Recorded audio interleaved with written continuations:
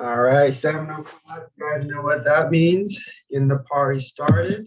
Good evening, everyone. Welcome to the second meeting of this month. I see a couple new faces and a couple old faces. And welcome, welcome. Hope you guys are having a fantastic day. And I will pass it over to our invocation of the day. Will be Zach Phillips. All right, thank you so much, Sean Markle. This quote, I often do quotes, and here we go again, is from The Science of Getting Rich, and it talks about the competitive mind versus the creative mind, and this is the last paragraph in that. Beware of the competitive mind. No better statement of the principle of creative action can be formulated than the favorite declaration of the late Golden Rule Jones of Toledo. What I want for myself, I want for everybody. And so I truly want everybody to become amazing speakers, amazing leaders, because I know you guys are all, once you get to those levels, and you'll constantly go higher and higher up on the ladder of, whether it be better leadership, better speaking, better confidence. The more you go up that ladder, the better your light will shine into the world. So I wish for all of you to just be the best version of yourselves. And with that, I'm going to turn it over to the acting president, Zach Phillips. All right, good evening. Thank you so much for being here. We've got a lovely meeting. And, to start this is the second week of August. But anyways, we do have a couple guests, some familiar faces, but then a couple truly new guests that are new to me, at least. First of all is Eleanor. Eleanor, if you could unmute yourself, talk a little bit about yourself, what brought you here, what sort of expectations you want to have from this meeting, or you plan to get from this meeting, etc. Well, just probably a lot of respect for my daughter-in-law. I'm Tammy's mother-in-law, and Michael's mother, and she told me that she was doing this, and Tammy doesn't speak a great deal when we're at family functions. So I was very interested in the fact that she took this on and that she's getting so good at it. So I wanted to see her in action tonight, and I'm just thrilled to be here. Yeah, this is going to be her keynote style long form speech, and you're going to get upwards to 20 some odd minutes of her speaking about some sort of topic. I think that she's talking about death and things like that. But it's going to be have a very positive spin. I know she's a great speaker. So. She's a great speaker here. I was going to say thank you for the welcome. I was going to mention that now you'll know who to sign up for the toast at Thanksgiving dinner 2021. Okay. Well, thank you so much, Eleanor, for attending. You're welcome. The next slightly more familiar face is Priscilla Hernandez. She was here last week, and she is doing the grammarian counter. Would you tell a little bit more about yourself, maybe, or just what you expect to get from this meeting? I expect to learn from a lot of you guys, because you guys are a lot of you are way more experienced than I am. So hopefully I can take something from you guys every time I come back. Yeah.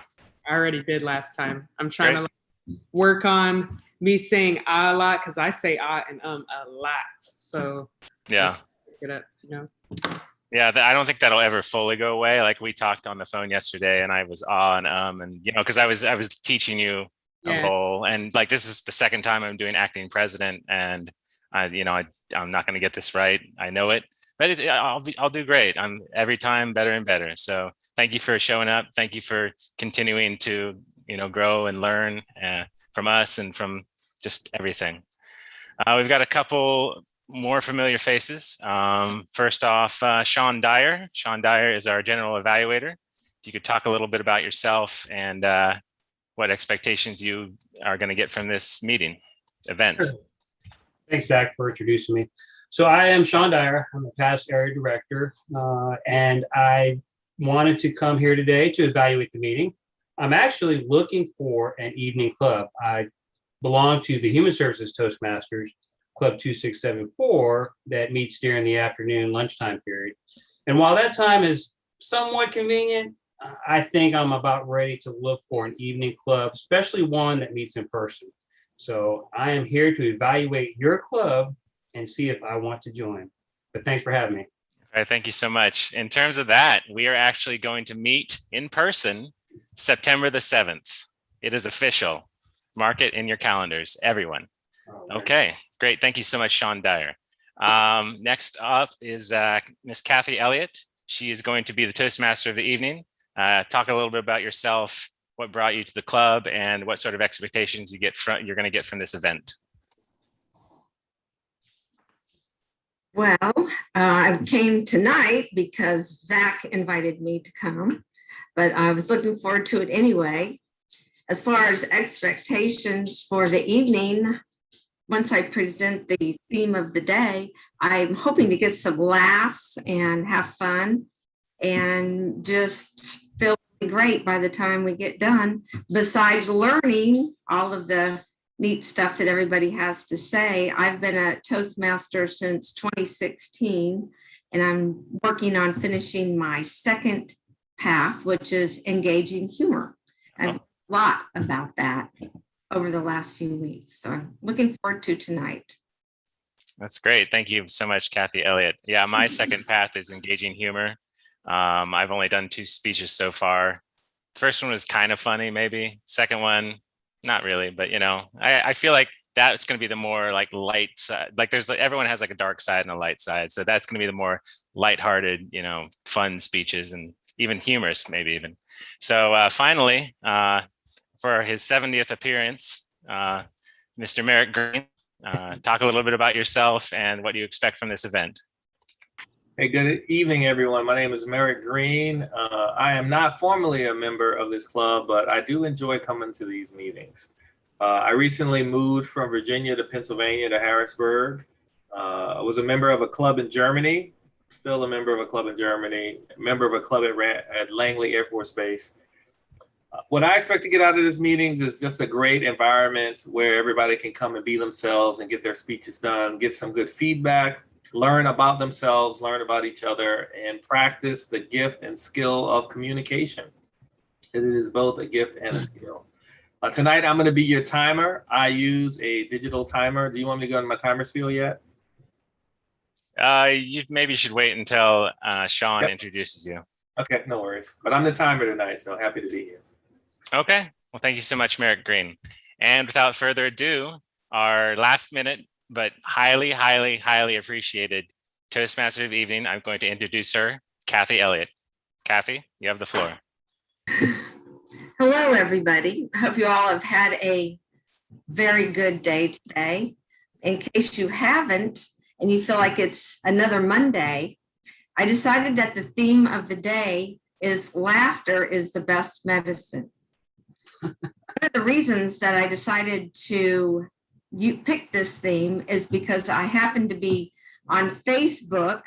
And if you are on Facebook and you happen to be a member of the Region 7 Toastmasters site, they have all of their advanced Toastmasters clubs advertised on here. And one of the ones I was looking at today is called Giggles, Snorts, and Belly Laughs.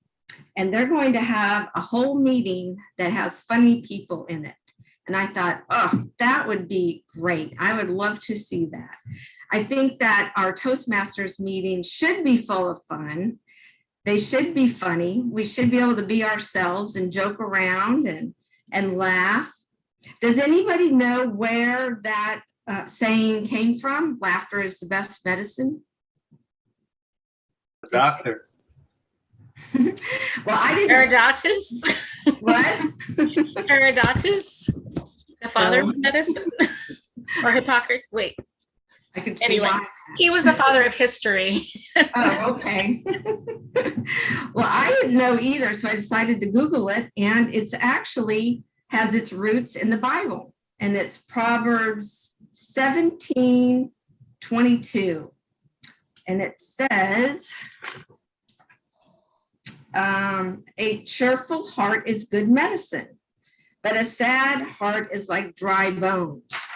And too many days are like dry bones sometimes, especially if you have a very stressful job or a lot of stress going on in life. So we all need to laugh and have fun and just enjoy. Think about maybe some funny friends you have or a funny TV show. And if you feel like sharing something funny, feel free when you get a chance to talk. And we will have a great meeting tonight. So I guess I'll pass it back over to the general evaluator or to you, Zach. I'm not sure. Yeah, go ahead and pass it over to general evaluator. Sure. Okay, Sean, take it away. Thank you, Toastmaster Elliott. I am your general evaluator today. My job as general evaluator is to evaluate the meeting as a whole, but I have helpers to help me do this. I'll first call on my word master of the day to give us the word of the day. I believe it's in the chat, but word master, if you could. Yes, thank you, Mr. General Evaluator. I have changed the word of the day to burble in keeping with today's theme. Some of us guffaw, some of us laugh hysterically when something is ludicrous, but if one has a more quiet demeanor or is perhaps at a garden party or golfing, maybe not golfing, one might burble with laughter so as not to be too loud. As I usually am, burble is a soft murmuration. A creek can burble, and it's a delightful sound indicating joy. I am also going to be fulfilling the listen up role. So as we listen to everybody give their speeches and speak briefly during table topics, we'll all listen and I will ask questions at the end to see if we got the gist of most of what people said. Back to you, Mr. General Evaluator. All right, thank you, Madam Wordmaster. My next helper of today is the grammarian and odd counter, Priscilla Hernandez. If you could just go a brief overview of your job and roles. Thank you. As odd counter, I will be listening very carefully for the use of vocal pauses and crutch words such as you know, or repetitive words and phrases. I will keep track of everyone and report at the end of the meeting on who best controlled his or her use of filler words. And that's All right. That's it. All right. Well, thank you for going over that. And then my third and last helper, besides the evaluator, which is the timer. Mr. Timer, Mr. Green, can you go over your roles and responsibility and times for each part of this session? Yes. Good afternoon or good evening, everyone. I will be your timer. I utilize a digital timer format.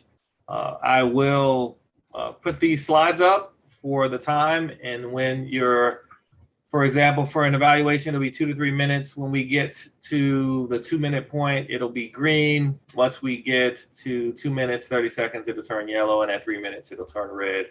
And I'll do these for the icebreaker, which will be 4 to 6 minutes. We don't have one of those today, but we do have standard speeches, which are 5 to 7 minutes. The thing went away.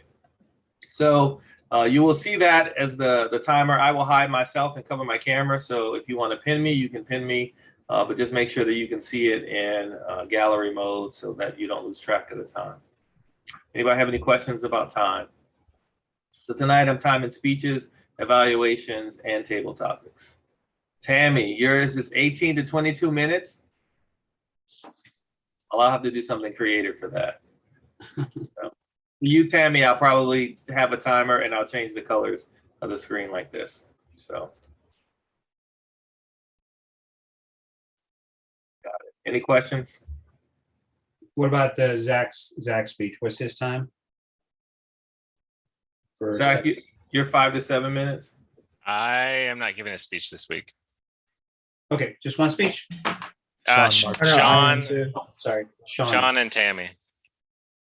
John, how long's your speech? 5 to 7 minutes. All right. All right, thank you, Toastmaster Green, for going over the timer, and I'm pretty impressed. I've never seen that automated timer. Well, it works well when people have 5 to 7 minute speeches. I don't know about 18 to 22. I'll have to definitely pay attention, Tammy. I won't let you down. Okay, well, with that, I will introduce our first evaluator of the day, who will be evaluating the speech given by Sean. Our first evaluator is Luke Dobbs. Luke, will you please provide the introduction and the what speech Sean is doing? Thank you, Toastmaster Mr. Dyer. Yes, I'll be the evaluator for the first speech of the evening, which will be given by Mr. Sean Markle. It is entitled, "Why Is It So Damn Hot?" And this speech is in the path for research or satisfying the researching and presenting requirement.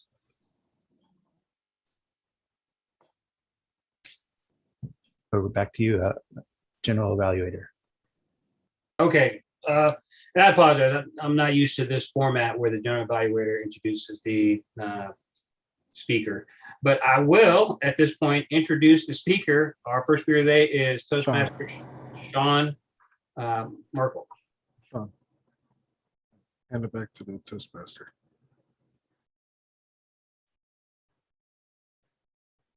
Whenever you're ready, Sean. All right, sweet. All right, let's get started. Great. Hey, are we hitting it back to the Toastmaster of the day? Because I heard AJ say that, or Andrew. I'm Yes. confused. Kathy? So am I good? I'm not sure Yeah. Yeah. what's next. Uh-oh. Dun, dun, dun, dun. So, No. Okay. So I'm okay to this give a is speech a- now, right? yeah, this is a little learning experience for all of us. Yeah. Kathy, were you given the introductions for the speakers? No, unfortunately, I wasn't. I don't even have the agenda, although Zach was going I to get it to me. thought I sent you the agenda. No, well, what did you email it or? Kathy something cares. Right, but I didn't get it. So something. Alright. Okay. Give me 1 second while we handle this.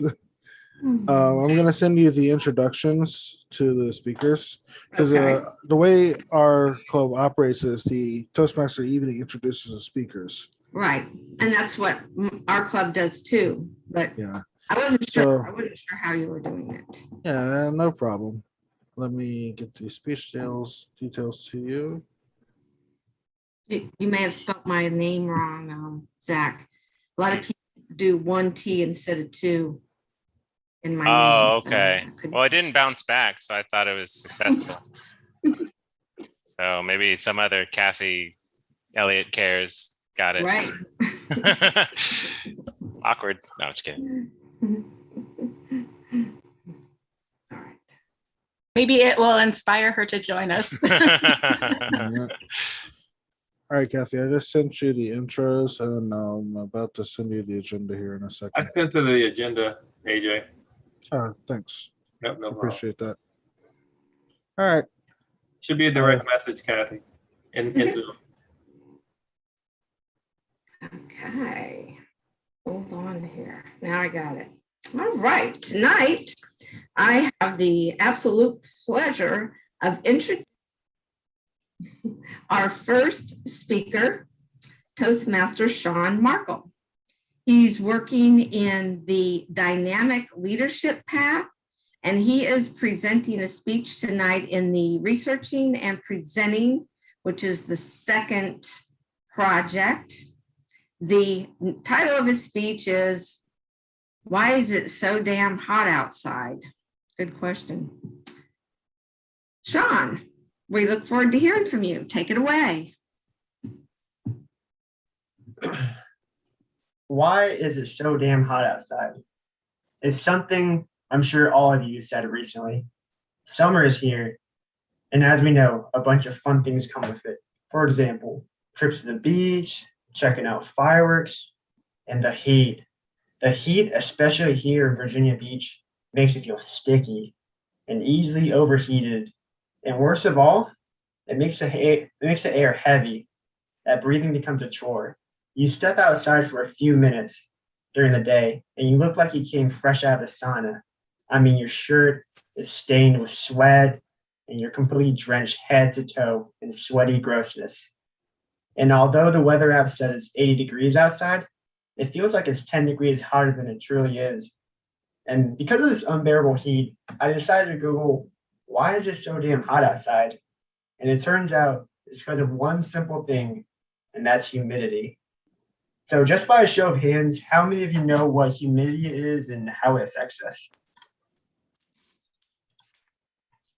Let's see, so most of you guys know what it is, but I will get into what humidity is. So basically, humidity is the measure of the amount of water vapor in the air. And humidity is actually a broad term. There's different types of it, but I'll get into it in a little bit. So now that we understand the basic broad definition of humidity, how does it affect us? So basically, your body is a built-in thermostat that likes to keep your interior temperature steady at 37 degrees Celsius. And when your body gets overheated, for example, through like exercise or getting blasted by the sun, you need to cool off.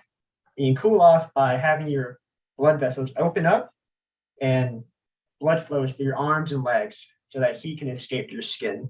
And your sweat glands also start to produce moisture. And heat from our bodies evaporates that sweat into the air, thereby cooling our skin. So that's how it works normally, right? But when it's humid, we run into a small problem. Since there's more moisture in the air, sweat doesn't evaporate as quickly, and your body ends up holding all the extra heat, and it gets hotter and hotter and eventually damp. So on weather forecasts, you usually see something known as relative humidity, which basically tells you how close the air is to saturation. There is as much water vapor in the air there is as much water vapor in the air as possible. And when it turns out that relative humidity isn't really a super helpful thing to determine how hot I feel, because the saturation point increases with the temperature. So for example, we have 2 days where the relative humidity is 50%, but the first day is 35 degrees and the second day is 40 degrees. On the second day, there's way more moisture in the air in the second day because it's 50% to a much higher saturation point, which means that the humidity on the second day is going to feel way worse. So instead of relative humidity, I think a more helpful thing we should look at is dew point, which is a more accurate way of measuring how hot it really feels. So dew point tells you basically how much moisture is in the air in absolute terms. So the higher the dew point, the grosser you feel because there's more moisture in the air. So going back to our examples of the 2 days, on the first day, which had 50% humidity at 30 degrees, the dew point would be 18 degrees.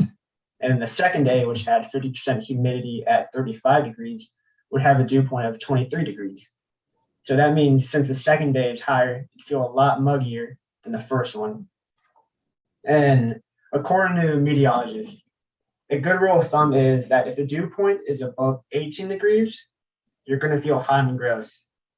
So if you see a high dew point on the forecast, you might want to stay inside an air-conditioned climate, like in your house or Barnes and Nobles. So I recommend you go read a book, watch a movie, or attend a Toastmaster meeting. So the next time you step outside and you get uppercut with intense heat and ask yourself, why is it so damn hot outside? Just remember, it's because of humidity. Thank you. And now back to you, Toastmaster of the day.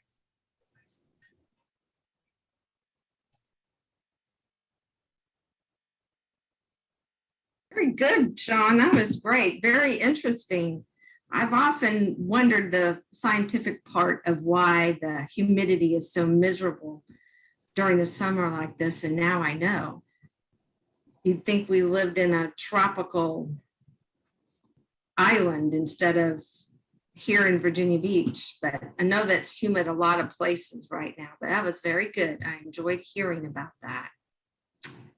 Now I'm going to have a moment of silence so people can put in the chat any suggestions or how they liked Sean's speech.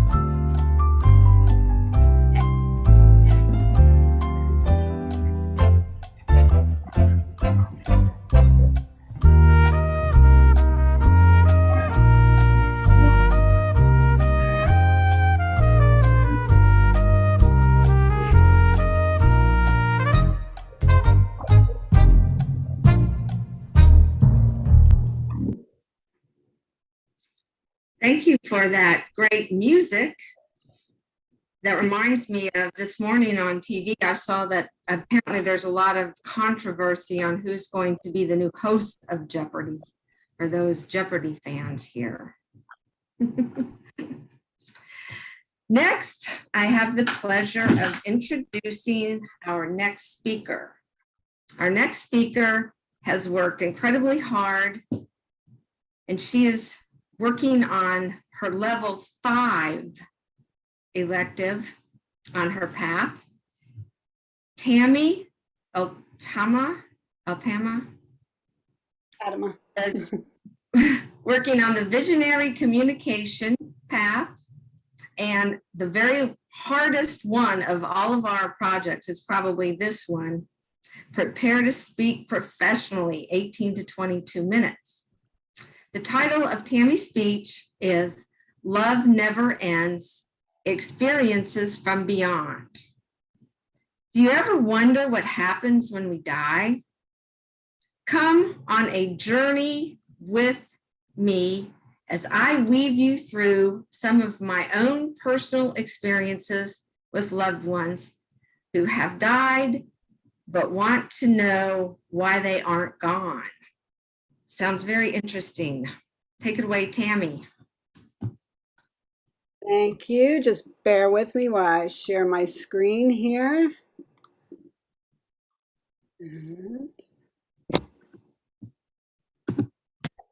Okay. I buried my dad on my 30th birthday. I had a dream the night before where I saw my dad's face in mine, and he had tears coming down his cheeks. And he said to me, "I'm sorry. I'm so sorry." I woke up, my heart thumping, and the phone rings. I pick it up, and it's my dad's ex-wife, his second one, telling me that my dad had died. Now, when we lose a parent, most of us grieve terribly for them. But mine was complicated by the fact that my dad wasn't the most perfect person in the world, very far from it. And our relationship was very strained most of our life together. If that wasn't bad enough,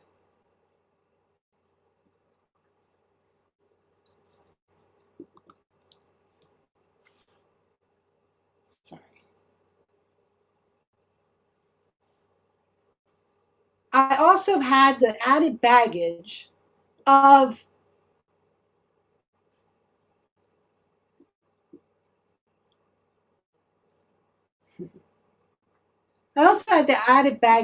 my religious upbringing, which is heaven and hell and fire and brimstone. So here I have this father who is less than the most perfect person, and where's he going to go? Now, I didn't really believe in any of these things anymore, but they still were significant and back in my mind somewhere. So I said, what is going to happen to him? Because the last thing I wanted was for him to suffer in fire and brimstone for the rest of his eternal life. And this started me on a series of dreams with him. The first dream, I walked into a coffee shop and it was completely empty except for one man sitting there. And he had a cigarette in his mouth and a coffee beside him and a big chocolate donut. I knew it was my dad because my dad loved Edmund's chocolate donuts.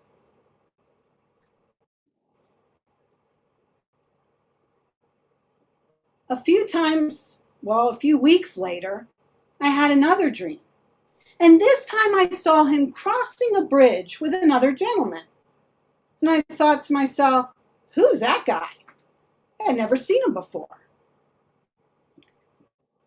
And I heard it's his AA sponsor, or Alcoholics Anonymous. Wow.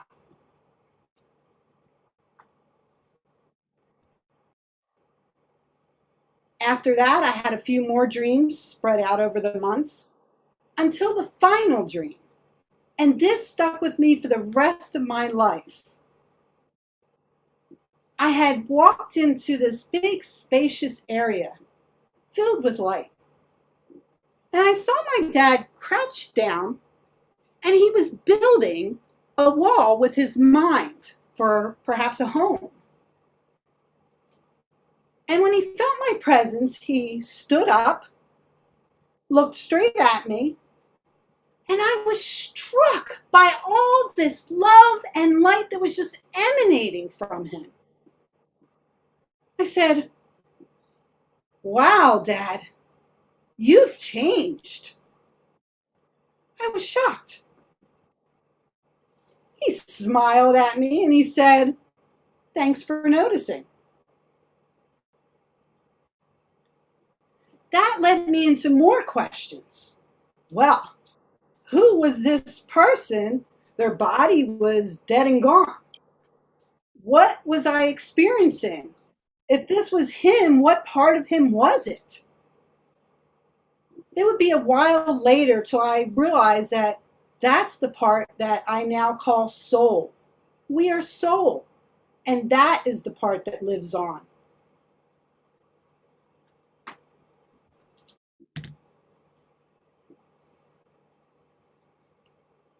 There are all kinds of beliefs about what happens when we die.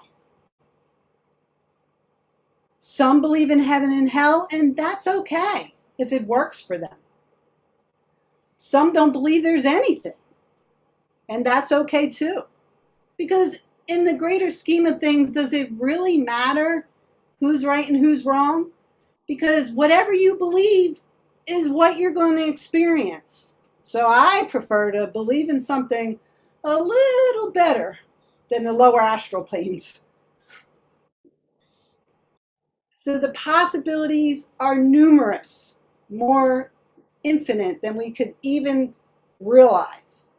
And just to keep things at a light area, we are going to, or I am going to share with you this video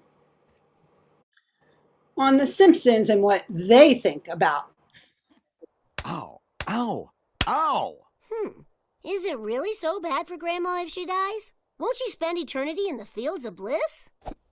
Ow! Yeah, we're all going to the fields of bliss, where the days are passed in frolic most joyous. Just frolicking? That's it? Sometimes you wave ribbons through the air, but mainly frolicking. Doesn't that get old? Did I mention the ribbons? 'Cause there's ribbons. Fields of bliss? Nonsense! The afterlife is an eternity of slaughtering and being slaughtered by your enemies. Oh yeah! You're both wrong. After death, you spend all day counting Goblin Jesus's money. And it better all be there. 71 mermaids. Somewhere the fish is the top part. Top! Mushrooms. Everywhere, mushrooms. Frolicking and ribbons. Well, as you can see, there are many different views of what this of. If you go on the internet and you Google search near-death experiences or life after death or anything in those terms, you will find tons of information. There's a movie called Heaven is Real, a beautiful movie of a boy who meets Jesus when he dies. There's a little controversy that's come up recently about it, but you'd have to decide for yourself whether you think it's true or not. But what really matters is whether he thinks it's true or not, because it's his experience. You can find tons of videos on them, YouTube, as well as Google videos. You can read books, go to the library, or listen to an audiobook. Here's 3 that I recommend. 1, Proof of Heaven by Dr. Eben Alexander. He's a neurosurgeon, and I want to tell you why he is so special. Not only is he more credible because he is a neurosurgeon, one of the top in his field, but his experiences debunk a lot of the medical myths about what happens when people start to have that experience of dying. So a lot of people will report that they see light, that they're passing through a tunnel, and the medical establishments will say, you know, it's the neurons in your brain's firing, you know, no big deal. Or when they say they see loved ones, they say, well, your brain is remembering all these memories you have. But Dr. Eben Alexander had a fatal form of bacterial meningitis, E. coli. And he was in a coma for 7 days with no brain activity whatsoever. None. So with no brain activity, then all those other things are absolutely impossible. The next book is Wisdom on Life After Death, What Happens When We Die by Harold Klemp. This is an important book for anyone of any faith that is curious because it's a little book about this big, but it is full of information, jam-packed with it, and it's only a few dollars. If you want to contact me, leave a message in chat, I'll give you one for free. Now, Michael Newton, PhD, Journey of Souls, a case study of life between lives. He's also well known and respected in his field. These are not your average people, although average people have them all the time. He's special because he past life regressed people into their past lives. He regressed them into their past lives. But while he was doing that, he stumbled upon in between lives. And so this book is full of those cases and the studies he did with them. And it gives you a good look at what happens in between, before you're born and after you die. There's other authors and professionals that speak about this. You have many more, but you have Raymond Moody and Elizabeth Kubler-Ross is well known, especially in the hospice field. And then there's Anita Moorjani, who talks about her near-death experience and how it changed her life. But this is information that anybody, any one of you, can find on the internet. So I encourage you, if you're even the least bit curious, to do so. Explore and have fun with it. You know, it doesn't seem like a really fun topic, but the fact that we exist beyond this life has got to make you just a tiny bit curious. If we exist, what is there then? But for now, I would like to concentrate and focus on personal stories, because I think that is really the most important. Before I do that, though, I would like to ask you, and you're going to have to unmute yourself or raise your hands, and tell me how many of you have had an experience, whether a dream or some kind of confirmation, that someone you love and who has passed away has shown back up in your life in some form. Hey, I'm here. Asha. Asha. Yeah. And is there anyone else here? I can't really see. No one else has their hand up. So, Asha, would you just unmute yourself for a second and very briefly tell us about that experience? Yes, my best friend passed away in 2011, and I had a dream with her. We were on a bus going out of town. Let me mute my fan quickly. And we were enjoying this bus ride together. We talked about a lot of things that we were going to do. And she was telling me about these spiritual experiences. We were sharing them. And then we got to the edge of town and there was a meadow and a field. And she told me I had to go back. And she couldn't come back with me. And I didn't understand why. And she said, well, you've got a job to do. And I woke up and I realized that she was saying I had more to do here on this physical plane.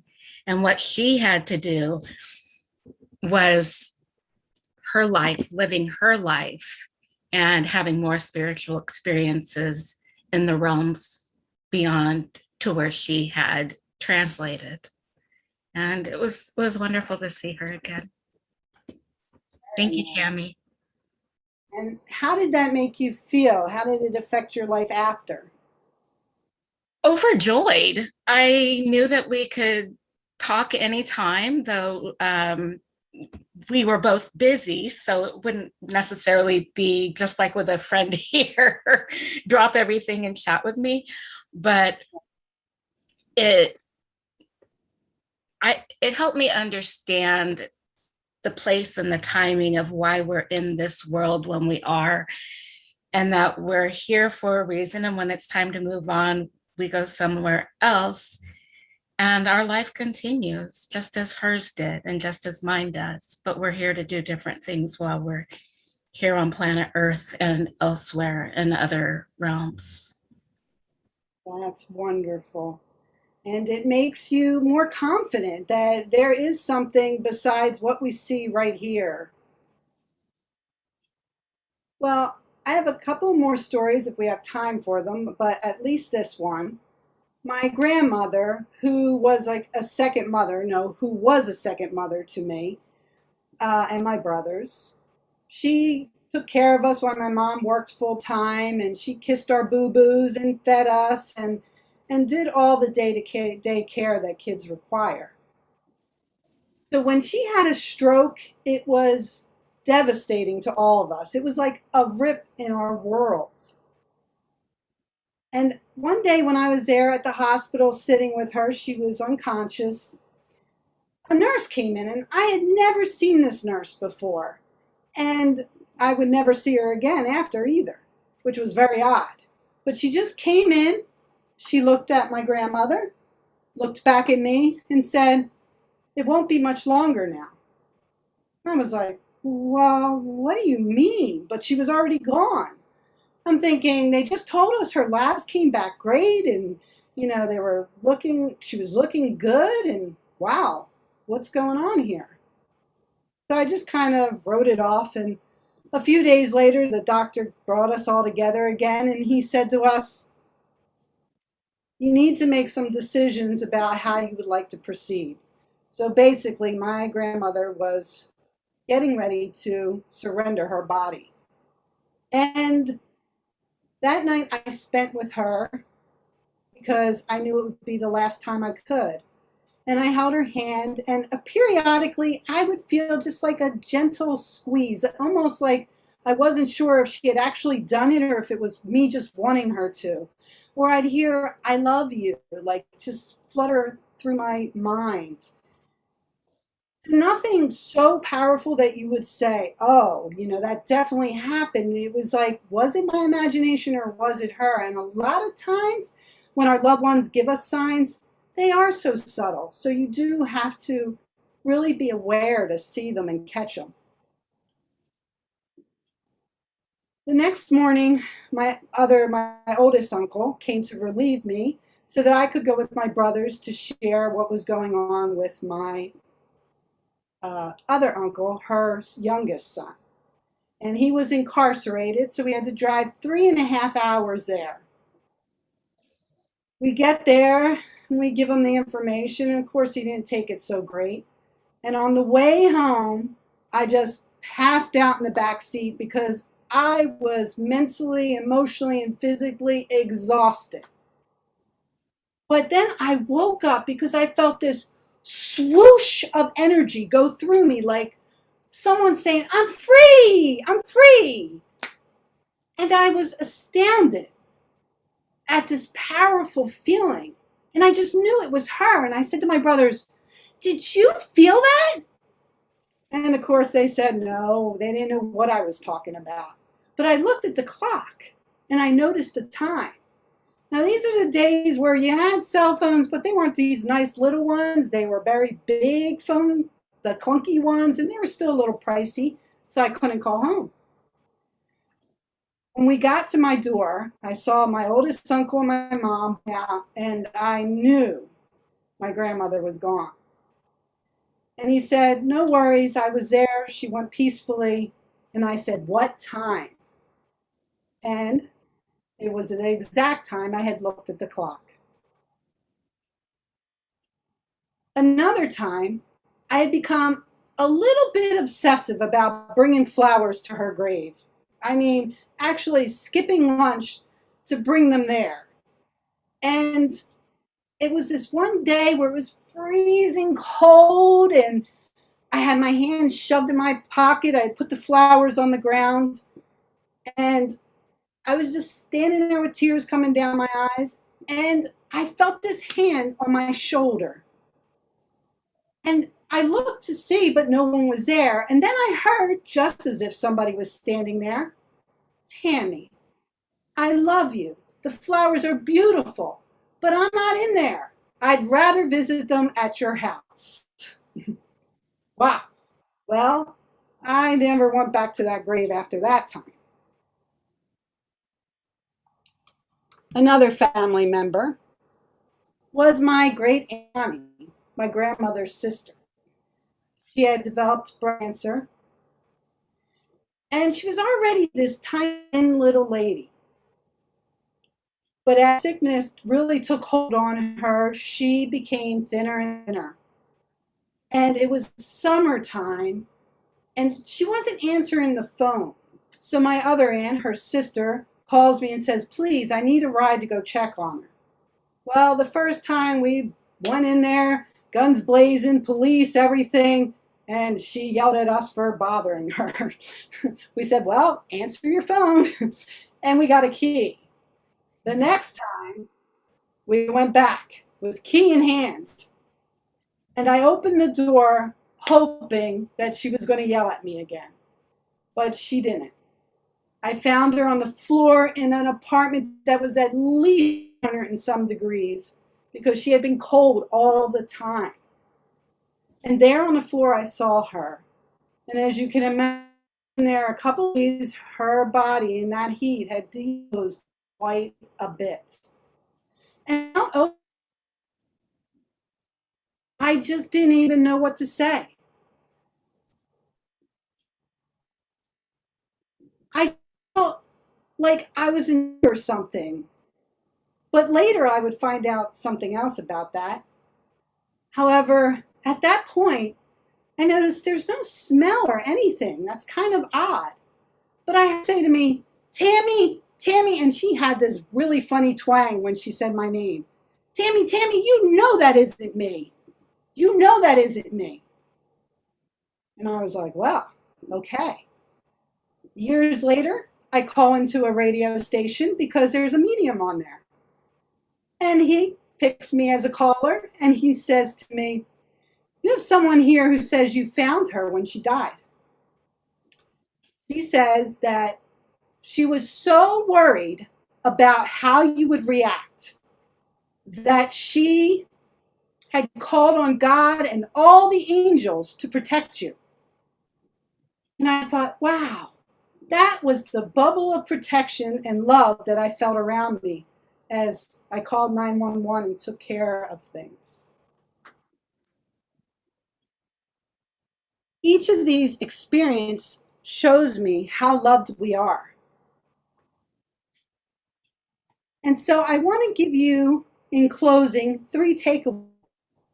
1, love never, ever dies. It continues on in whatever form it takes.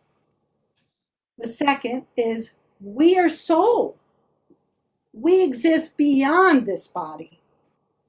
And I think the message, the final message I want to give you tonight, that they want you to hear most is we live on. And not only do we live on, but we love you. And we do watch over you, especially when you need us the most. Thank you. Mr. Toastmaster or Miss Toastmaster. Thank you, Tammy. That was a very great speech. Very interesting to hear about all your experiences with your family and friends. Certainly one that I have never heard anybody speak about before. So it's very interesting to hear about that. And I'm sure it must be very comforting for you too, to have had those experiences. Now, I am ready to have a moment of silence so we can send our evaluations to Tammy via chat.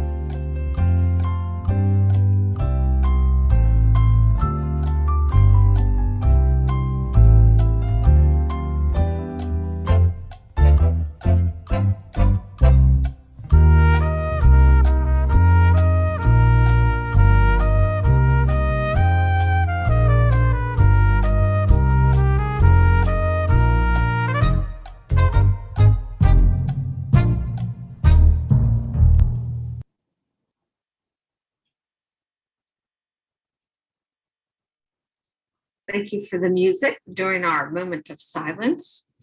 Now, I am going to turn it back over to our general evaluator, Sean Dyer. So all of the helpers so far tonight can give their reports of, it goes directly to the timer or? Yeah, just timer's report. Okay, timer's report. Take a Merrick. Okay, for the timer's report, I have Sean's speech at 4 minutes and 48 seconds. And Tammy, your speech was at 20 minutes and 27 seconds. Great job.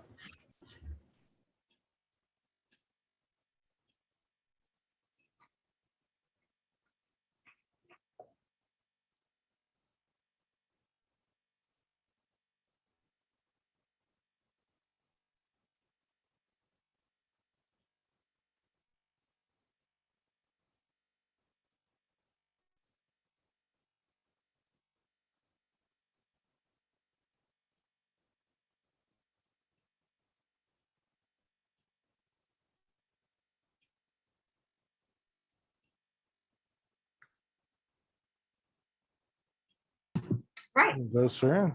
We are going to take a break. So everybody can stretch your legs and or talk or tell us something funny. What's your favorite?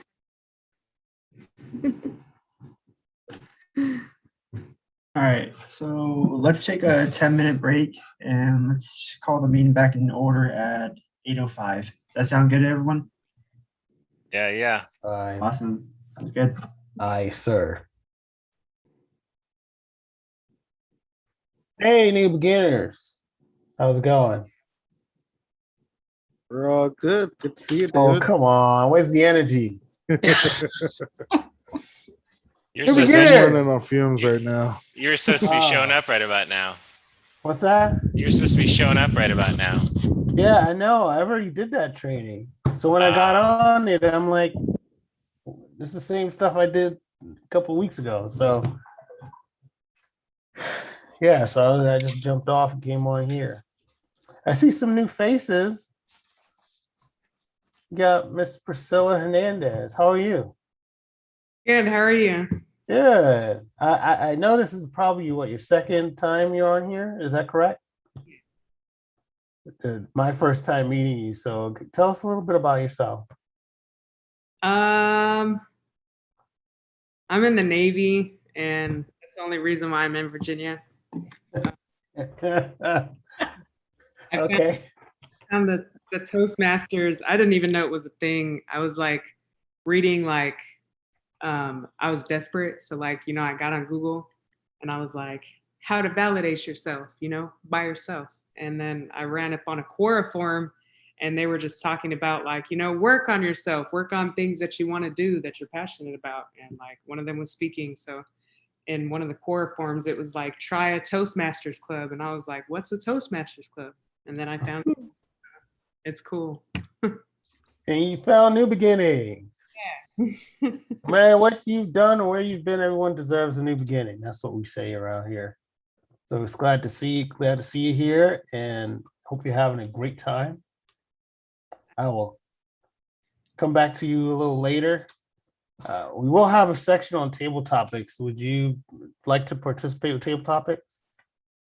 Yeah. All right. That's the fun part. Now we have Miss Eleanor. How are you? I'm wonderful, thank you. Are you? I'm an observer, not a participant. Okay. You're going to make me a participant, aren't you? I'm not gonna make you do anything you don't want to do. Honestly, you want to sit back, kick your feet up, and watch. You more than welcome to do that. I just wanted very much to support Tammy. I'm her mother-in-law, and I'd never heard her speak at a Toastmaster program. So that's why I'm here, but I'm certainly enjoying it. I was a little confused though, because Kathy started the program talking about fun and laughter is the best medicine. And then the two topics for the speeches were why is it so damn hot outside and what happens after death? So I thought, well, that doesn't seem to go together. But maybe the laughter is yet to come. I'll wait to the end. Table Don't you love the irony in that? What were you saying, Zach? I was just going to say table topics may be the most hilarious portion of our meeting. Even if it's not going to be funny questions, it's going to add some levity. Who's topic master today? Let me see. Who's that? Andrew. Okay. We got some good parts there. A lot of times we don't get the topic till later because this particular meeting, we had trouble finding somebody to be Toastmaster of the evening, and Kathy was very kind to take it on last minute. So that is why we kind of are a little on opposite ends. But oh, well, you have to give us an opportunity to redeem ourselves there, Miss Eleanor. So you have to come back now. Now you got to come back. Absolutely. Yeah. Hey, we're going to be starting our hybrid events, hopefully at ECPI. So if you want to, you come join us over there at ECPI off Newtown Road. So it's a lot more fun in person. What's that? It's off of Greenwich, not Newtown. It's off of Greenwich, but Newtown Road is the exit. Well, there is a ECPI building in Newtown, so you don't want to create confusion. You have to be specific. Okay. No, it's off of Greenwich. It's 55 Greenwich Road. Newtown's the exit, but yeah, you keep going straight through. I'm sure Tammy will keep me informed. Yes. Just straighten me out. How's everyone else doing? Good. Sean Dyer turned his video off. Go ahead, Luke. You said you have something you want to say, Luke? Nope, I'm just good. Oh, okay. Excellent. I spoke to Elizabeth Clare. She's gearing up to head up to Canada. I was just about to ask how she was doing, or if she's checked in. Nice. Yeah, she said that her hips aren't working the way she wants them to, so it's been difficult for her to move, but she's got some help. So, yeah. But she's looking forward to going up there because it's too hot down in Virginia Beach for her, which is why she usually goes up to Canada during the summertime. I feel like we've had a mercifully mild summer so far this year. You can speak for yourself. Those 2 weeks that I spent down there were pure hell for me. That was hotter. That was actually some of the hotter moments when you I'm never coming back in July again. I was in Houston one year in August. Oh, I was in Dubai in July. Yes. That you would think, It's it's a dry heat. No, it's not even dry heat. It's a 200% humidity. Yeah. We all learned about humidity, didn't we? Yes. Oh, yes, we did. Yes, we did. Oh, yeah. Well, Place is Houston in miserable. August is, you don't want to be there, not outside. Although I hear Christmas is really awesome in Dubai. So go in the winter. Really? Yeah, they do it up there. Huh. Never done that. I suppose as long as you're anywhere inside in Dubai, it's amazing. True. Speaking of that, I happened to notice on Facebook that in Dubai, they're having a Toastmaster meeting that they're inviting people to. Oh. Their meeting. Huh. I was looking up some cool trainings on YouTube. No idea when it would be. And it seemed like a lot of the Toastmaster training videos on YouTube were from clubs in Dubai or something related to it. So they must have a big thing there for speaking Toastmasters. Well, that just goes to show that it really is a worldwide organization. International. Yes. Is it in every single country? Do you know? I don't think it's in every country, but I do know they're pretty widespread. There are a few countries that I could think of that probably don't have Toastmasters groups. Where? Free speech and whatnot. Let's say North Korea. You think there's a Toastmasters group in North Absolutely. Let's go. Absolutely, there's a Toastmaster. Korea? All right. So It's all pre-written speeches and pre-written evaluations, and I'm telling you, Russia and Iran. Russia doesn't have Toastmasters? That's surprising. What about China? I wonder if China. They have it. China actually does. Yeah. Yeah, China does. I mean, would you attend an Afghani Toastmasters meeting like right now? Would that be something you'd be interested in doing? be pretty interesting. It'd be very interesting. I mean, Table topics would be pretty. I don't know. Yeah, there are a couple of countries that probably won't allow Toastmasters meetings, but.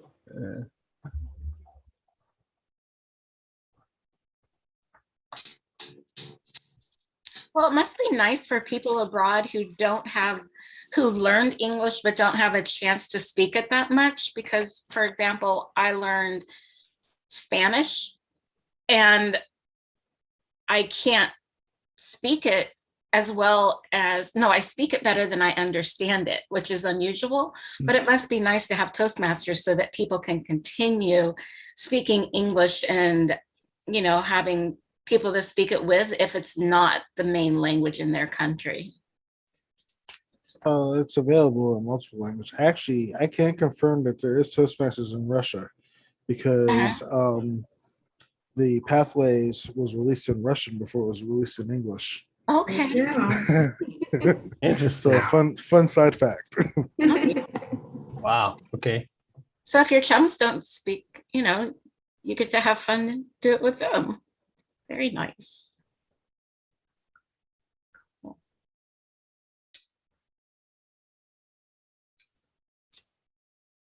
All right, 8:05. So I am calling the meeting back into order. We will now transition over to our table topics section of this meeting. And our table topics master of this evening is none other than Miss Kathy. Not to you. Andrew Bullock. I'm sorry, Andrew Bullock. For a minute, I thought you said that I had table topics. And I was going to say, wait a minute, let me pull out my 100 questions here. But our table topics master tonight is Mr. Toastmaster Andrew Bullock. Take it away, Andrew. Good evening. How is everyone? Yes, it's time for table topics, and I'm going to keep things interesting, as I always do. Now, just remember, keep your eye on Merrick. You want to wait until he flashes the green. Even if you don't have anything, you just keep on swimming until you get to that green, all right? So, my first victim is going to be David Marshall. We just got arrested. We're sitting down on the bench in handcuffs. You turn to me and you say,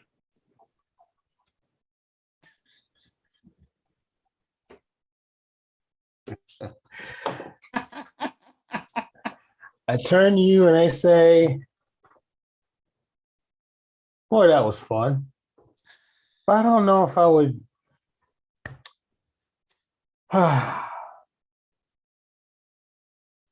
It was interesting. I'm really at a loss for words here, but I would turn to you and say, boy, that was fun. I probably wouldn't do it again. I mean, driving a car at 150 miles an hour to get in front of a truck and then have road rage with this guy who's 300 pounds, 265 years old is just not a smart thing to do. And then to jump into the truck and try to outrun a police officer who's driving a Kia, that's not a good idea. So it was fun to try to do something like that, but I probably wouldn't do it again unless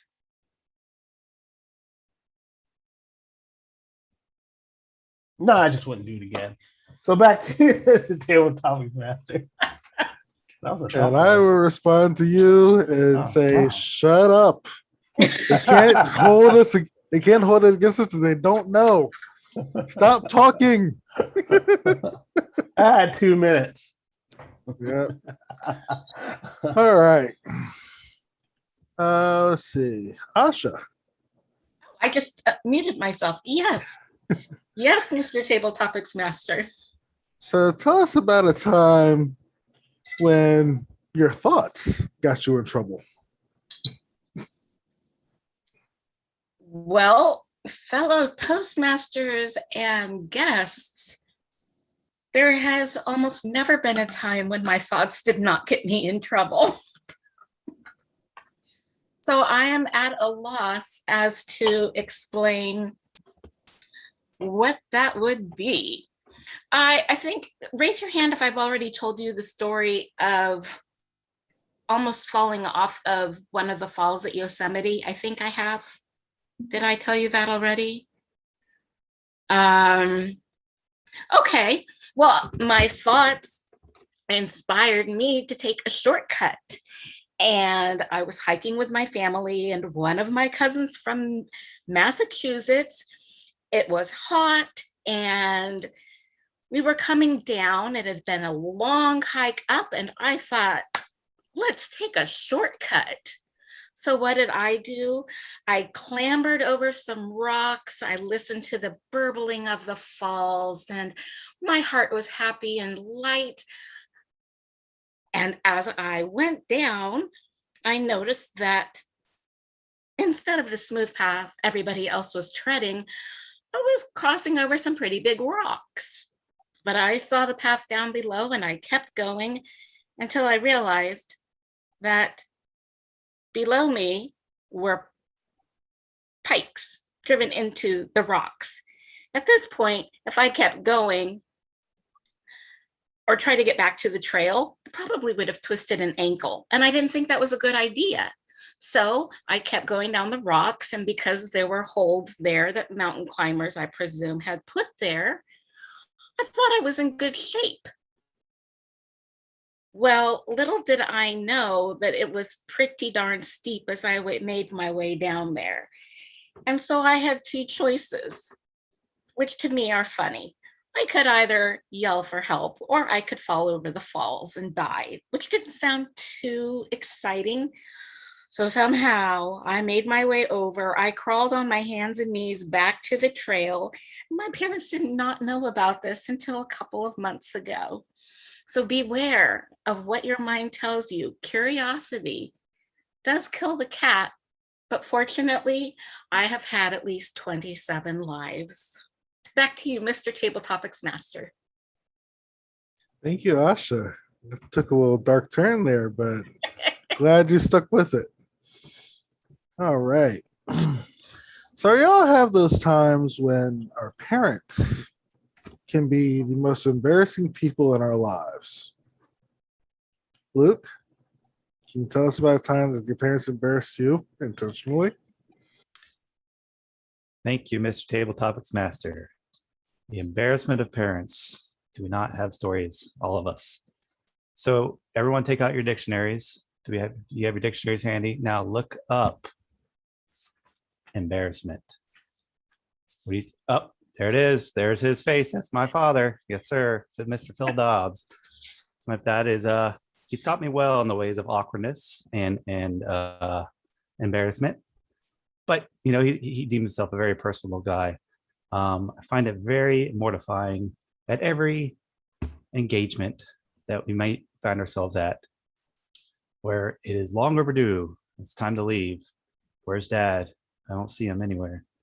Nope, there he is, talking to the person you would least want him to be talking to.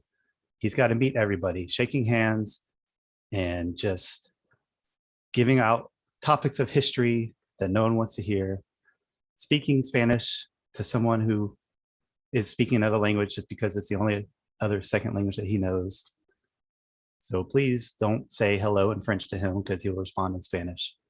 So there you have it. The definition of embarrassment, my father. Back to you, Mr. Table Topics Master. Goodness. Yeah, we've all been there. Thank you. Thank you, Luke. Hey, Priscilla, are you with us? All right. All right.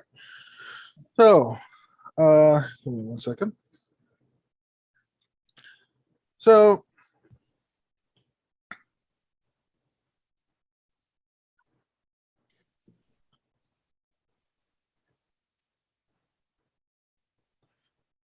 tell us about a time that you decided it was wise that your parents are not on social media.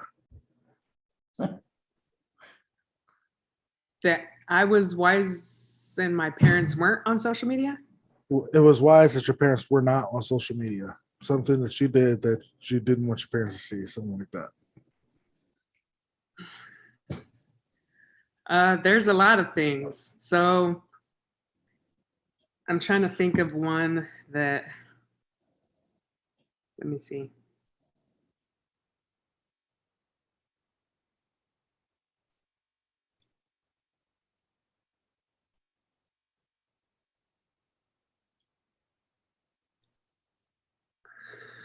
Would you like a different question? No, I think I got it. There was a detachment. So we go on little mini deployments where I used to work for a squadron in the Navy. So for this detachment, we went to Key West, right? And it was March timeframe. So everybody's on their break in college. So like it's called College Week in Key West, where all the college kids go out and they drink on Duval Street, which if you ever go to Key West, Duval Street is one of the primary attractions there. It's got a lot of bars, and the southernmost point is right at the end of it. So I had went out at night to a bar and I drank a lot, but I didn't drink too much to where it was to the point that I needed to get kicked out of a bar. But the bartender felt in my eyes that I needed to get kicked out, because whenever I drink, my eyes are already like really droopy. So he looked at me in my face and he was like, "You're too drunk." And I was like, I'm not going to argue with you, bro. Just kick me out. Right. So he kicked me out. And then I was out on Duval Street by myself, and I felt uncomfortable because it's like, dang, there's nobody out here that I can hang out with. I'm just by myself. So let me try to sneak back into this bar, right? Great idea. So there was 2 entrances to this bar. There's one that has a staircase that goes right up, and then there's a back entrance. Well, I thought, they're not going to see me go through the back entrance. So I tried to go through the back entrance, and there was a cop there. And he looked right at me and he said, "I know that you got kicked out of the front entrance. Don't try to come back here or else I'm going to arrest you." And I said, "I don't want no problems." You know what I'm saying? So I'll turn around. I don't got no problem with that. So I turn around and this cop is following me, and he's like doing it on purpose to antagonize me. But like, I'm not the one to do that to, because I will get antagonized. So he's following me, and he's got his chest like on my shoulder, and I'm on the public sidewalk now. And I'm sitting there and I'm like, great, I'm just gonna wait till someone else gets kicked out of the bar. Well, lo and behold, a friend of mine was tumbling down the stairs of the bar because he got kicked out. The bartender literally kicked him out. So he's tumbling down the stairs, and he gets up and he's like, "Oh my gosh, bro, you got kicked out too?" He was like, "They told me I was too drunk." And I was like, "You kind of are a little too drunk, but you know what? Let's just be friends and get out of here." So he comes up to me, right? And this cop is still standing. He's got his chest right here, not saying a word. He's just following me on this public sidewalk, and it's aggravating me, right? Making me very uncomfortable. He's not saying a word. He's just breathing down my neck. So to make the cop mad, which was a bad idea, I was young, I understand my mistake, but to piss the cop off, I looked at my friend and I said, "Hey, you know what? Before we go, let's get a drink from this bar right here that we just got kicked out of." And my friend was like, "I really don't think that's a good idea. Let's just leave." And I said, "Okay, you know what? That's a good idea. Let's just leave." So I take one step toward him, and the cop throws my hands behind my back. And I said, "What are you doing?" He said, "You're being arrested for trespassing." And I said, "On a public sidewalk," right? So my big mistake was that I didn't shut up. I didn't let him be right. So he's taking me in handcuffs, and he looks at my friend and he says, "Do you know who she is?" And he says, "Yes." And he's like, "Perfect, you're going to be arrested too." So he puts him in cuffs, and then we're both walking, and I'm like frantically looking around to see if there's anybody that we know witnessing us getting arrested so they can help us, and nobody's there. So in my mind, I'm like, you know what? I'm just gonna, if I'm gonna get in trouble, I might as well make it worth it and tell this cop what I really think of him. So I start telling this cop what I really think of him, and it's looking real bad. Little did I know that someone had taken a picture of me in handcuffs and sent it to my senior chief. If you don't know who a senior chief is, they're very high in the Navy. 4 or 5 pay grades above me at the time, right? Very, very high. So someone took a picture, sent it to my senior chief, and was like, "Yo, your sailor's getting arrested." So my senior chief was like, "Oh my gosh, it would be her," right? So as I'm in the middle of arguing with this cop, because I think I'm going down for real, the senior chief and a bunch of other people start running across the street as I'm in the middle of arguing with this cop. And I'm just so deep in argument that I'm like, you know what? I know I look bad as they're walking up and witnessing this, but I'm already going to be in trouble. So we're sitting here the cop and I are sitting here calling each other names. And the end of story, there was a picture that was floating around, and I'm so glad that my mom and dad did not have social media at the time to see me in handcuffs, because I don't know. They probably would have been like, well, A, I'm not surprised, and B, that's kind of what you get. So that's my story. Sorry if I went over time, but back to you. No worries. I just learned so much about you, and I'm glad to know you. And I'm very sure no one cared that you went over time. You had us enraptured the whole time. Absolutely. Thank you for sharing. All right. So, Kathy, let's pick your brain a little bit. Clowns are scary to some people. Why? Oh,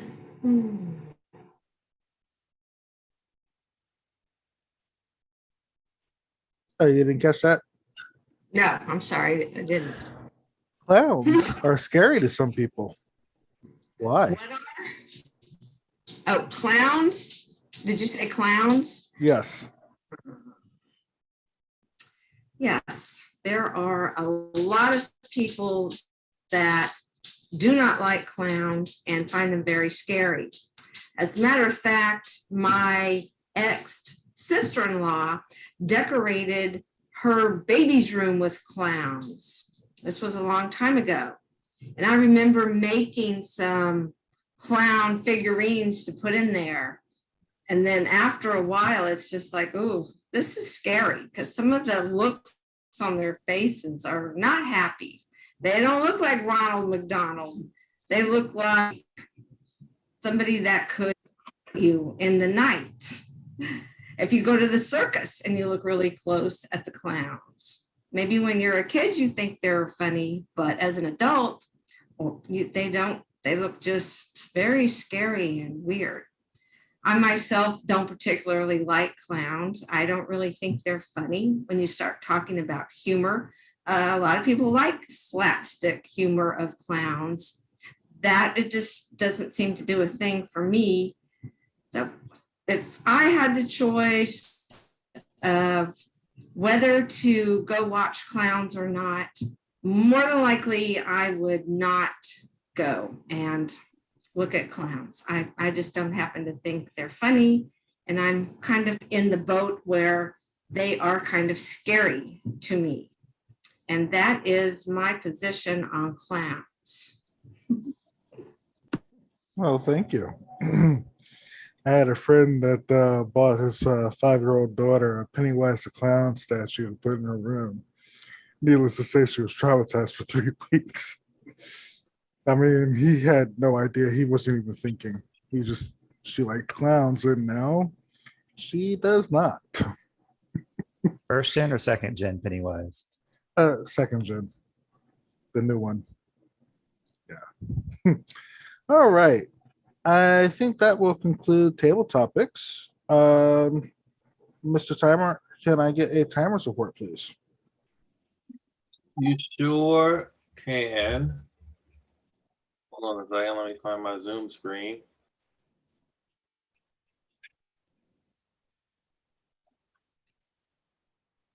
All right.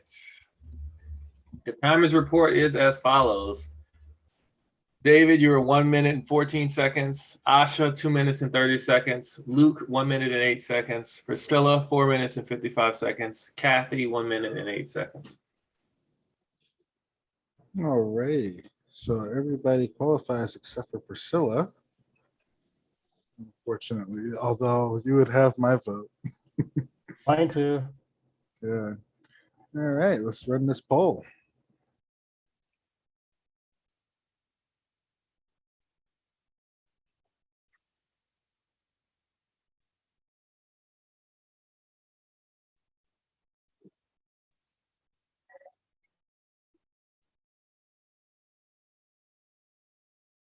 Waiting for 2 more votes. 1 more vote. Although I'd like to say that if Priscilla meant maybe another 6 seconds, I would have had a side conversation with Zach about giving her some speech credit, because that was a great icebreaker. Yes, indeed. All right, that will conclude our poll. All right, well, thank you for participating and thank you for keeping it interesting. Back to you, Kathy. All right, everybody. That was definitely a very interesting table topics. You learned so many interesting facts about people during this part of the meeting. And it was a lot of fun. Does it go to the general evaluator now, or I'm not really sure what is next? Yeah, so the next is the evaluation portion. You can choose to run it, or you can have the general evaluator run it. I can run it, Kathy, if that's okay. Yeah, that's okay. Yes. Go ahead. Take it away, Sean. Thank you, Madam Toastmaster.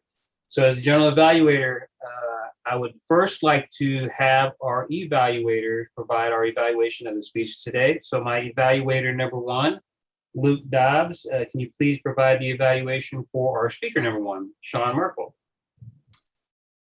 Thank you, Mr. Sean Dyer. The rest of Toastmasters, I will be evaluating Sean Markle's speech entitled, "Why Is It So Damn Hot?" This speech is satisfying the research and presenting portion of his pathways. Sean will be completing this project by spending time researching a topic. Should present a well-organized, well-delivered speech, and it could be humorous, informational, or any style he chooses. And the content and style should work together. So Sean, I thought it was a very well done speech, very well crafted. You really came off quite comfortable, belayed by your excellent vocal variety and your cadence, right? Cadence variations. I really enjoyed how you timed up your pacing and switched it up as well. Your clarity was also very good. I did not detect any burbles. Some things you could probably work on. So I observed that you presented as a well-researched project, but it could probably benefit by some punctuated citations and references. I did pick up on perhaps one or two references, but I couldn't quite get them and kind of missed them. So punctuating your references and making them very specific would also pace your speech as well. While it is difficult on Zoom, there was a little bit of a paucity of eye contact. You could also increase some more engagement in your speeches with just a little bit more deliberate eye contact. And I do recognize the difficulties of Zoom, so it may have to be a pantomime motion, for instance, but it does increase engagement, and it also is a very worthy component of a speech. One thing I could probably challenge you on in that vein is sweeping the audience, making a distributed eye contact with different members, which would help you make your speech more dynamic as well. And that concludes my evaluation. Back to you, Mr. General Evaluator. Thank you, Toastmaster Dobbs, for the evaluation. For my second evaluator, Zach Phillips, can you please provide the evaluation for our second speaker? I sure can. Thank you so much, Toastmaster Dyer. Good evening, Toastmasters and guests, and especially Tammy Adama. Tammy, you did a great job at your speech. 22 minutes or whatever, that's phenomenal. I have a hard time reaching 5 to 7 minutes. So yeah, bravo to you. First of all, you stood up, which I pretty much assumed you would, because you like to stand up. I mean, everyone, especially once we go to meeting in person, will stand up, but you stood up, the whole entire time. Great job with that. And as a result, you had great, punctuation to with your gestures. Even just standing up probably increases your energy. So more vocal variety. I loved your vocal variety. I loved your emotion that you put in the speech. And it was pretty hard sometimes, I can almost guarantee. So there was moments when you sort of broke up. I don't know if it was because you forgot your speech. I really hope it's not. I really hope it's just, that emotion that you drove home. And it's a very, very universally relevant sort of speech. I mean, so you got the audience awareness just fully in there with thoughts on death, thoughts on afterlife, just all sorts of great stuff.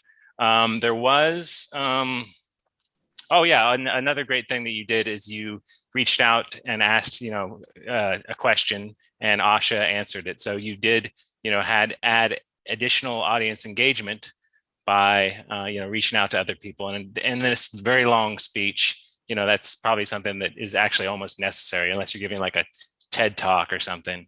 So yeah, great job with that. So let's see here. Yeah, a couple of things that you might want to work on. First of all, I mean, I've never seen your internet, crap out the way it did. And I really can't explain that, but there was, maybe there was some general audio issues that, you could resolve, but, there was times where your audio just went out or your internet just went out or low bandwidth, maybe even stopped once, and you really can't do much with that. So, once we meet in person, great, you'll do amazing. See here. Ultimately, let's see here. Yeah, fascinating topic. But one thing I want to challenge you on, you might want to either download an app to, remote control your PowerPoint, or you just buy a PowerPoint remote, because there was a couple of times where you like leaned in and, it's a little bit of a distraction. One other distraction that I did notice is that when the start of the Simpsons video, and even throughout the rest of the speech, there was like this like black square. I don't know if it's like you're like a sticky note or whatever, but it was a little bit of a distraction, especially when, we were watching that Simpsons video, and there was like right in the center of the screen, it was there, and you reduced it a little bit, but it was there for the rest of the time. So that's the two things you might want to work on the most, namely just, if you're going to keep doing PowerPoint presentations, maybe consider buying a remote, or even you can download an app for free. I mean, it probably costs money to actually, use it, the full features. But yeah, all in all, great speech. Thank you so much. That's my bestie. Back to you, Toastmaster Sean. Yes, thank you, Toastmaster Phillips, for that wonderful evaluation. Now I would like to call on some of my my helpers to provide some reports. Let's start off with the grammarian and odd counter.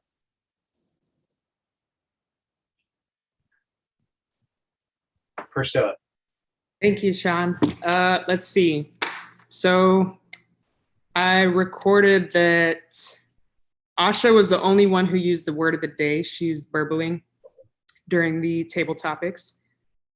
Zach had a total of 2 ahs and 1 Sean Markle had 1 ah. Luke Dobbs had 3 ums, and I didn't record anybody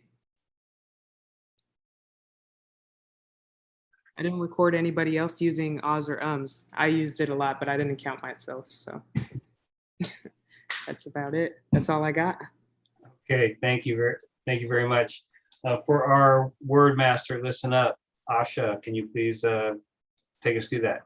Yes, I used verbal once, and Luke used not only verbal, but he also used paucity during his evaluation. I have a lot of questions, so may I please have a time limit, because I could easily spend the next half hour asking what everybody remembers. We'll give you 5 minutes. Thank you. I appreciate that. What happens to our bodies and our vessels when we become overheated? This is for Sean's talk and how well we listen to Sean Markle. Perspire. Oh, right. Okay. Yes, they do. Quite right. And what form does the water take when it gets hot? And why is the water unable to evaporate on our skin? Saturated environment, water vapor is the Water form. vapor, yes. And what is a better barometer of how hot it actually is, the relative humidity or the dew point? Dew point. Yes. Can you tell all of us, somebody, about precisely what dew point is? Really, dew point is the temperature at which water will turn into rain. Basically, vapor will turn into water. How much absolute moisture is in the air, which is why it feels so damn hot before the thunderstorms. And what is relative humidity?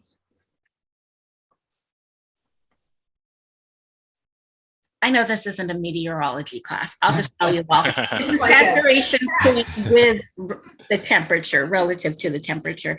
And at what degrees Celsius did Sean tell us that we will start to feel pretty gross? 40? I remember 37 Well, if degrees. it's 37 Celsius, yes. Yeah, you got it. 18 degrees Celsius, we're going to feel yucky. There will be a paucity of comfort in our lives. Moving on to Tammy's speech. What was the biggest message?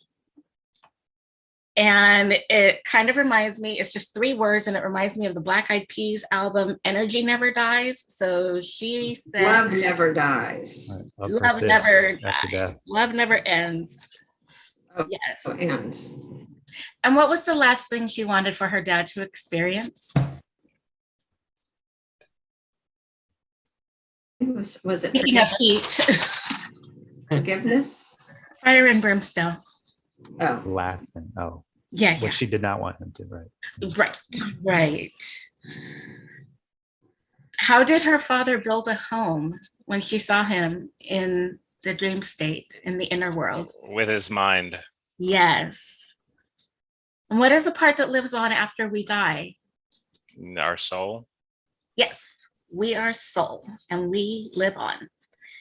What does she say about our beliefs? They define our experience. Yes, they create our memory. Does anybody here remember the name of the movie and or books that she told us about? Lost to Souls or something like that. Souls to Law. I don't. Journey of Souls. Journey of Souls. Yes. Yep, that's what I meant. Yeah. Proof of Heaven. The movie is Heaven is Real, and another book is Life After Death. I'm trying to catch us up so I can move to table topics. What about when our loved ones give us signs? Are those generally loud and noisy, or? No. Yeah, they're more subtle. They probably don't want to startle us. It's more loving to be subtle. And let's see, when Tammy was asleep, what awoke her? Her grandmother's passing. Yes, a big whoosh of energy in which she felt freedom. So what was Tammy obsessive about? After going to grandmother's grave to do flowers or put flowers. Yeah. Yes. And what did her aunt or grandmother say to her? And it was a frigidly cold day. I'm sure that was a blessing to hear that on such an uncomfortable day. She said 20 something. seconds. Okay. I'm not here anymore. Or I'm not here. I'm at the house. Yeah. You don't have to come here. Right. And that she would like the flowers, to see the flowers at Tammy's. Okay. I am sorry I didn't get to the table topics, but I am sure they are all fresh in our minds. And not to sound like the lady from Romper Room, dating myself, but that was a lot of fun. Thank you all.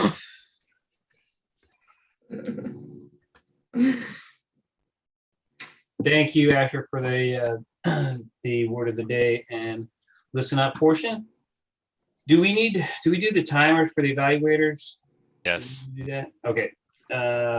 Toastmaster Green, can you please provide the times for the evaluations? The time for the first evaluation was about 1 minute and 20 seconds. The second evaluation was 3 minutes and 26 seconds. What's that? Okay, thank you. Yeah, are we going to have a poll for that? Unfortunately, Luke did not qualify. He was just a few seconds short of the minimum. Okay, all right. Thank you, Toastmaster Green, for the timer report on the evaluation. So I will now give my overall evaluation of the meeting. Honestly, it's been a while since I've been in a 2-hour Toastmaster meeting. really realistically, it was light out when it started, and now it's dark. So I appreciate you having the meeting and giving everybody the opportunity to speak. I think we did a lot of things well. Zach, I like how you opened up the meeting and allowed people to introduce themselves, not necessarily just the role they're doing, but what brought them to Toastmasters and what they're looking for. I think now we want to, as the new Toastmaster year is upon us, we kind of want to refresh ourselves and revitalize our Toastmasters experience and rethink about why we're doing Toastmasters and why we're here and our ability to grow as Toastmasters. So I think that you opened up the meeting very well in that aspect. I really liked the ability for the time you took after each speech for the people to give the evaluation to the speakers. Sometimes other meetings I've been to, we haven't really done that, but it's always good as if I go back and remember myself as a young Toastmasters, feedback is critical in helping us improve as Toastmasters. So I appreciate the fact that your club does give the time for feedback for the speakers. The polls, I haven't seen that in a while as far as best speaker, best table topics. So I thought that was refreshing to kind of go back again to some of these Toastmaster roots sort of things where you're giving polls and potentially ribbons, or I'm not sure what your club does, but it's always good to have that level of competition in the Toastmaster Club. Other thing I would say is the polls. Even though I was a little off in the beginning, and I think Kathy, as the Toastmaster today, I thought she'd done an excellent job of moving the meeting along and running the meeting. I think it flowed very well. Again, I was being new to how you run your meetings. It was kind of refreshing to see how other clubs do run their meetings. So I appreciate that. Other than that, I enjoyed being here. Thanks for allowing me to be your evaluator today. And I will hand it back over to our Toastmaster, Kathy Elliott. Thank you, Sean. Great job as general evaluator. It is now time for our president to give his amazing remarks of the evening. Mr. President David Marshall, take it away. All right. Well, thank you everyone for joining us today. It was a good Toastmasters, New Beginnings Toastmasters event, as it always is. And I'd like to, before we move along, I'd like to get some comments from our guests.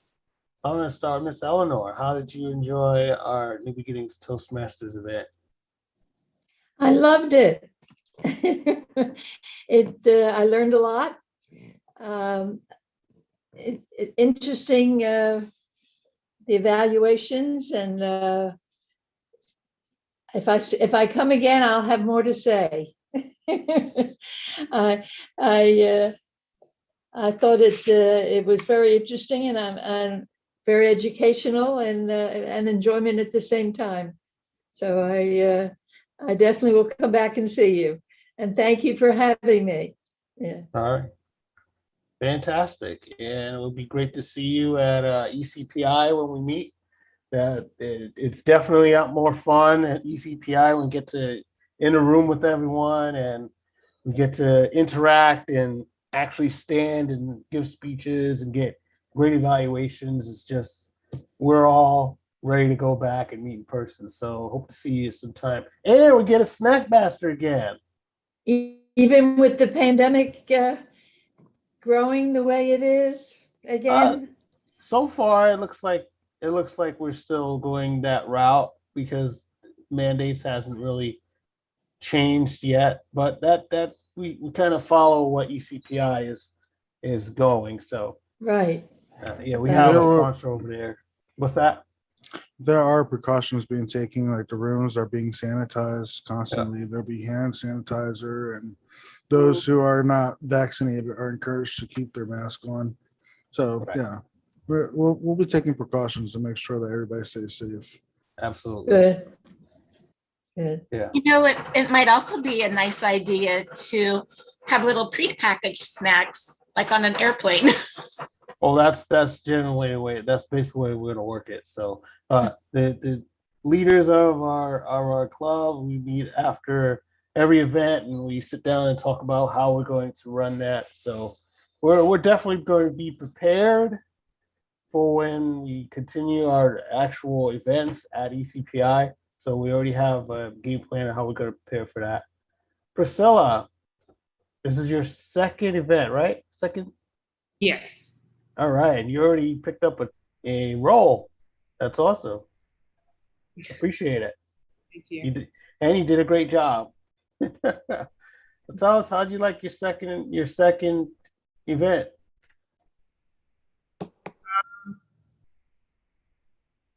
I liked it a lot. I don't know. I didn't think a table topic would get me like that. I didn't think I had anything to talk about. So that was definitely cool to help me open up, because I've told that story so many times. So that's why it was easy to come out. But that was cool. That was awesome. Yeah, it was a really great story. Really good table topic. Really good icebreaker. So when you're ready to do your icebreaker and join us at the beginnings, that'll be a great icebreaker. You can, add to it or add some details that you couldn't get in this time, and make it your own, and we'll be glad to hear it again. And David, if I can, Priscilla, all a speech is really is storytelling. I think as humans, we're really good at telling stories. And in order to take a little bit of the anxiety out of doing speeches, the best thing to do is just tell a story, because those, when you tell a story, it's easy to do. You're just kind of giving us a recount of probably, for some of us, a pretty traumatic event. But for you, it seemed like you handled that getting arrested thing really well. That was a great story. I'd like to hear part 2 about what happened when you showed up to work the next day. I would. There's a part 2. I'll tell you all about it. Oh boy, that's awesome. All right, so we're going to move on. VP